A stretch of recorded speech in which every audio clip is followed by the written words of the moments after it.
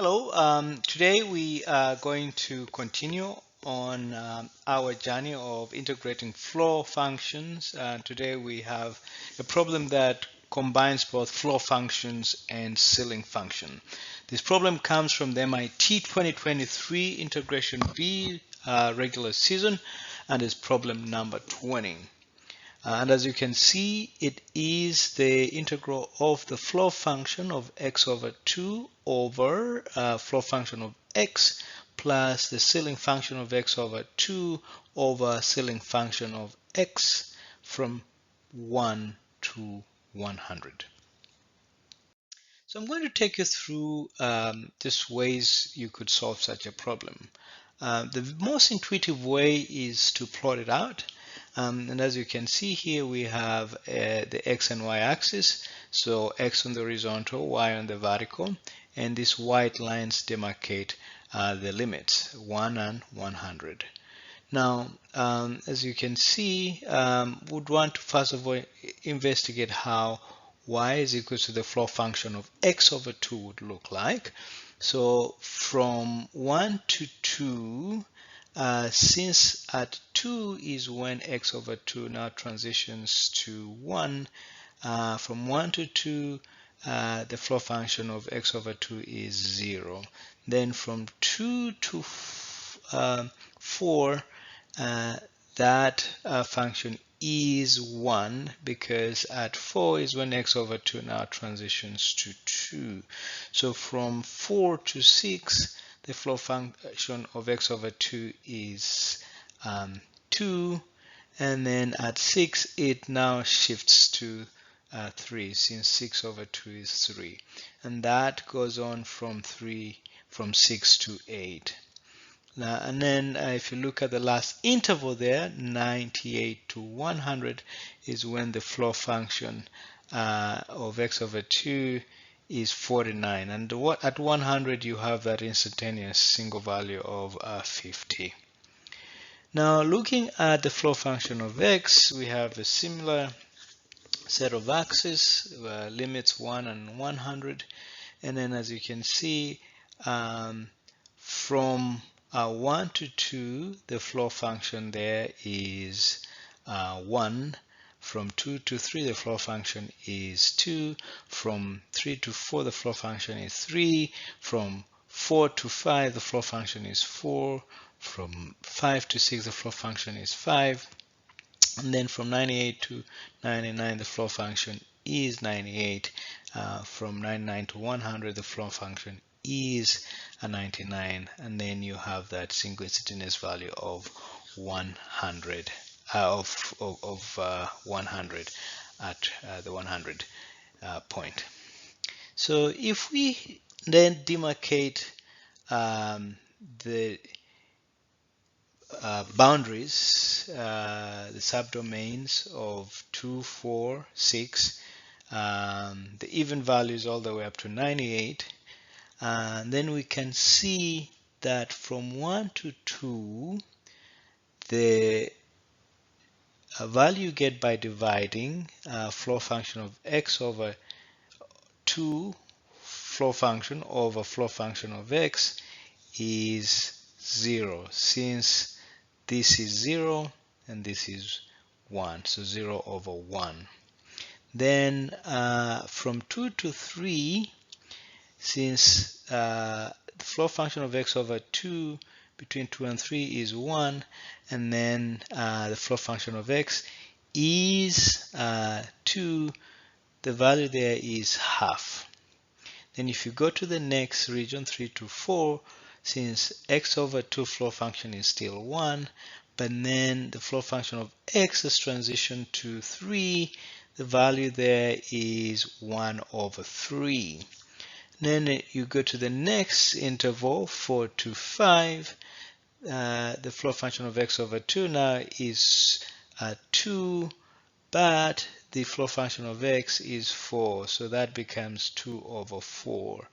And then next interval, 5 to 6, still the floor function of x over 2 is 2, but the floor function of x is 5, so that becomes 2 over 5. And then the next interval you have 3 over 6, next interval 3 over 7, 98 to 99 interval you have 49 over 98, and then 49 over 99. If you look very critically here, we have half here, and 2 over 4 is still half, and then 3 over 6 is still half, and then 49 over 98 is still half. So you have half, half, half, half, almost 49 times. And then if we look at the ceiling function of x over 2, the ceiling function, if we remind ourselves, is a function that takes a real number and then returns or gives you the one number integer above that real number. So for x over 2 from 1 to 2, previously we had seen that that was 0 with the floor function, but now with the ceiling function, that is 1. And then from 2 to 4, the ceiling function now gives you 2. From 4 to 6, the ceiling function gives you 3. From 6 to 8, the ceiling function gives you 4. From 98 to 100, ceiling function gives you 50. And then when you look at now the floor function, the ceiling function of x, from 1, let's look at 1, you have instantaneous value of 1, but then from the interval 1 to 2, the ceiling function of x is 2. From 2 to 3, the ceiling function is 3. From 3 to 4, the ceiling function is 4. From 4 to 5, the ceiling function is gives you 5. And then from 98 to 99, the ceiling function gives you 99. And then from 99 to 100, the ceiling function is 100. So when you have those subdomains demarcated and you look at the ceiling function of x over 2 plus x, you get 1 over 2 in the first subinterval of 1 to 2, 2 to 3, it becomes 2 here over 3. The next 3 to 4 interval you get 2 over 4. 4 to 5 interval you get 3 over 5. 5 to 6 you get 3 over 6. And 6 to 7 interval you get 4 over 7. 7 to 8 you get 4 over 8. And then 98 to 99 you get 50 over 99. And then from 99 to 100 you get 50 over 100. And then you realize that we have half here, we have 2 over 4 is still half, 3 over 6 is still half, 4 over 8 is still half, 50 over 100 is still half. So again, you have a number of halves there. But mark you, we have half at the beginning. So instead of 49, we have 50, 1 over 2's. And then in between you have 2 over 3, we have 3 over 5, and so on. So the integration of a curve is obviously the area under the curve. And so what we're going to do here is we're going to get the area under this entire curves that we've seen, which as we've seen is a summation of half, a third, 1 over 2, 2 over 5, 1 over 2, 3 over 7 plus half plus all the way to 49 over 99 for the floor function component, and then a half, 2 over 3, 1 over 2, 3 over 5, 1 over 2, 4 over 7, 50 over 99, 50 over 100. And this now, as you can see it as demarcated by the blue rectangle, we have a third in the floor function component, but we have 2 over 3 in the roof, the ceiling component, and 2 over 5 and 3 over 5. So these fractions add up to 1 each. And as you can see, 3 over 7 plus 4 over 7, this, when you add them together, you get 1. And then lastly, 49 over 99 plus 50 over 99 becomes 99 over 9, which is 1. So essentially we have 49 1 over 2s. We have 49 ones by adding these fractions, and then we have 51 over 2s from the next ceiling function component. So when you add this up, you get 49 over 2 plus 49 plus 50 over 2, which is 197 over 2. So that's the answer of you get from integrating the floor function of x over 2 over the floor function of x plus the ceiling function of x over 2 over the ceiling function of x. So this is one way of looking at it. The other way is just using a purely analytical approach. The integral of the floor function of x over 2 over the floor function of x plus the ceiling function of x over 2 over ceiling function of x can be looked in a way. So the floor function of x over 2 in the interval k and k plus 1 between there, these x over 2 should be equal to k in that interval because it's constant. That's what really the floor function is all about. Okay, within this interval, x over 2 floor function is k, and so that means that that happens when x stretches from 2k to 2k plus 2 by multiplying 2 on the left and right hand side. Now here, this interval has two integer intervals. So there is the interval 2k to 2k plus 1, and then there is the interval 2k plus 1 to 2k plus 2. Now, from 2k to 2k plus 1, within this interval, the floor function of x is just 2k. And then from 2k plus 1 to 2k plus 2 within this interval, the floor function of x is 2k plus 1.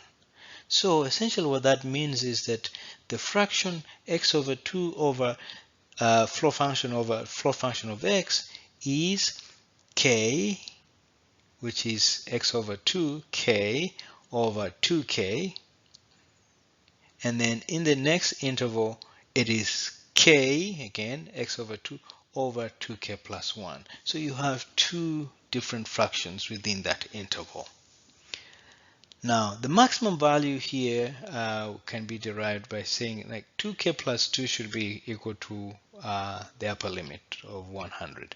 And so k would begin counting from k is equals to 0 all the way to 49. There's a special way we're going to look at the k plus 0 point, but just follow what I'm trying to drive at. And then for the ceiling function between the interval k and k plus 1, within that interval, the ceiling function is k plus 1. Pardon me, I should have this should be greater and this should be less or equal. Okay, so again, what that means is that x within the interval of 2k and 2k plus 2 has two integer intervals there, 2k to 2k plus 1 and 2k plus 1 to 2k plus 2. And so the ceiling function of x over 2 over ceiling function of x is essentially k plus 1 over 2k plus 1 in this subinterval, and then it's k plus 1 plus 2k plus 2 in the second subinterval. And again, obviously the maximum k is going to be 49. Okay, so the integral now of x over 2 floor function over x floor function, x over 2 ceiling function over x ceiling function now is going to be a summation from k is equals to 1 to 49 of k over 2k. And then notice we are beginning from 0 here in the next subfraction or the subcomponent of the floor function. And this is obviously clear because we're beginning from 1 to 2. That subinterval is existent, and that's why we were beginning from 0 here instead of 1. And the same applies for the ceiling function component as well. Okay, and then we're beginning from 2k for this first integral to 2k plus 1, and then the next we have 2k plus 1 to 2k plus 2. Okay, and so we're summing up to 49, and then after integrating we get x, and then we substitute in the limits in our integration across the 4 integrals that we have, and that results into k over 2k for this first integral. Sorry, which is supposed to begin from 1 here, and this other one's supposed to begin with 0. Okay, so what essentially happens here is that now for this is 1, this is 1, and so in order to do away with the zeros, as you can see at 0, this summation here becomes 0, but at 0 this one here becomes, this is 0, this is 0, this 1 over 2. So we are able to pull this 1 over 2 out here, right? And then we now sum this and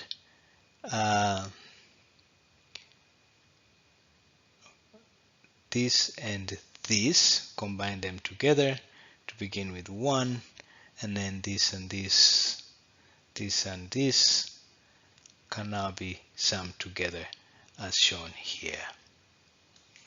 Okay, continuing on, so we have half plus now a half, because the k is cancelled in the first component, then we're adding the k over 2k plus 1 plus k plus 1 over 2k plus 1, because they have a common denominator here. And when you add this together, the numerator becomes 2k plus 1, and they cancel with the denominator, and so you get 1. So we have here now half plus 1 plus, this is half because 2k plus 2 is twice k plus 1. So this becomes half.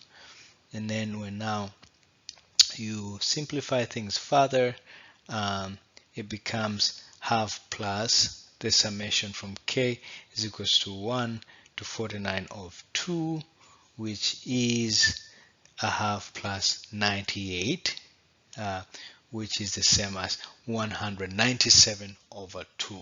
And the answer is very similar to what we saw with the plotting. Plotting it out is more intuitive, but approaching it very analytically the way we've done, you've got to really be very attentive to some of the things. It's very easy to make mistakes, but the answers are the same. So again, thank you so much for joining us tonight. This was another interesting problem. I hope you've understood a few things around floor and ceiling functions. For those of you who have not subscribed, I really encourage you to subscribe, because when you subscribe, you get these amazing notifications when we come up with solutions for the interesting problems that exist out there.